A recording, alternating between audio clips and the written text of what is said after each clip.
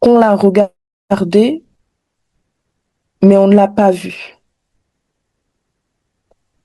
C'est quelqu'un qui a beaucoup de la peine, qui a eu de la peine à exprimer un besoin. Parce que dès que il faut demander quelque chose qui va réclamer de l'attention, on a pu se sentir de trop. Avoir l'impression que si je demande, ça va être un problème, alors je ne peux pas. Je me souviens que quand j'étais enfant, j'étais en classe de CM1, j'avais besoin d'une ardoise. Tout le monde avait une ardoise. Et je vivais chez un membre de ma famille à temps plein, hein, et j'avais peur de demander l'ardoise. À l'école, tout le monde avait une ardoise. Et moi, je prenais le cahier de brouillon. C'était mes cahiers de brouillon que je prenais comme ardoise. Alors, chaque semaine, je me faisais gronder par la maîtresse parce que je n'avais pas d'ardoise. Et, et je n'avais pas demandé cette ardoise-là parce que pour moi, j'avais l'impression, c'était comme si j'ai demandé 1 million d'euros, alors il fallait disparaître. C'est un enfant qui a appris à être facile. Et donc, toi, tu es faite pour donner. Tu dois donner. Tu dois donner du temps. Tu dois donner de l'amour. Tu dois donner de l'attention. Tu dois donner ton énergie. Tu dois donner des moments de qualité. Tu dois vraiment faire le surplus. Tu dois être, j'ai envie de dire, même Jésus à la croix pour tout le monde. Mais dans le sens inverse, toi, tu sais que toi, tu n'as pas droit à ça. Donc, ces 7 signes, est-ce que vous laissez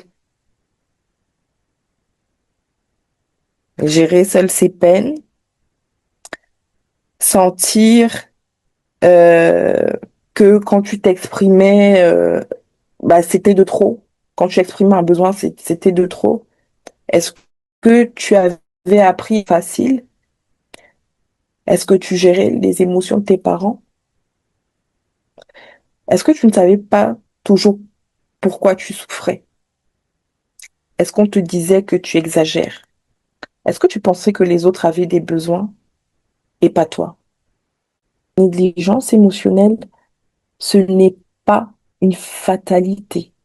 Et cette blessure, elle a la possibilité de guérir. Alors voici ce que je vais te proposer.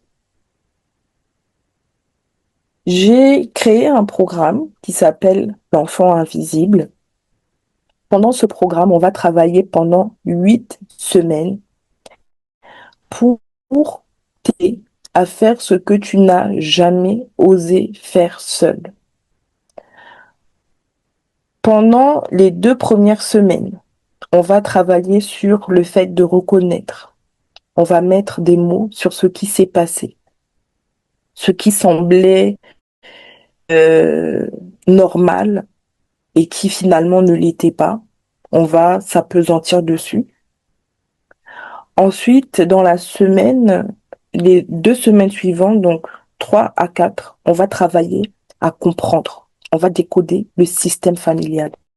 C'est-à-dire que chaque famille a un système.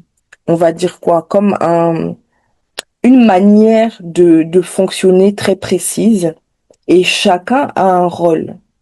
Et peut-être que tu ne te rends pas compte, mais on va essayer ensemble de décoder. Je vais vous présenter le système. On va tu vas essayer de comprendre quel a été ton rôle dans cette famille et pour que tu puisses voir les conséquences aujourd'hui.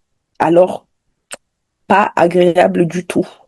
Alors souvent, la vérité ne l'est pas. Mais on va être des personnes fortes et courageuses, euh, euh, des croyants qui pensent que Dieu est avec nous. Et alors que quand on sait maintenant les choses, quand on a fait un diagnostic, maintenant on peut changer les choses. Et avant de changer les choses, durant la semaine 5, on va prendre le temps J'ai appelé ça de pleurer.